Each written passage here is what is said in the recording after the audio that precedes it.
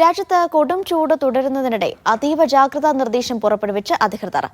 40 degree സെൽഷ്യസിന് മുകളിലാണ് ഖത്തറിലെ ശരാശരി താപനില.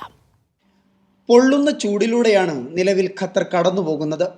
രാജ്യത്തിന്റെ ശരാശരി താപനില 40 ഡിഗ്രിക്കും 46 ഡിഗ്രിക്കുമിടയിൽ. ഈ സാഹചര്യത്തിൽ രാജ്യത്തെ ഭൂരിഭാഗം ഗവൺമെന്റ് വകുപ്പുകളും മുൻകരുതൽ നിർദ്ദേശങ്ങൾ പുറപ്പെടുവിച്ചിട്ടുണ്ട്.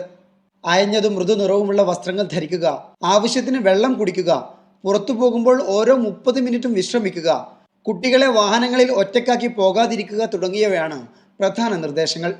49 ഡിഗ്രിയാണ് ബുധനാഴ്ച രാജ്യത്ത് അനുഭവപ്പെട്ട ഏറ്റവും കൂടിയ താപനില.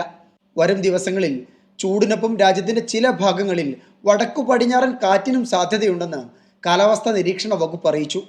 Media 1, Doha.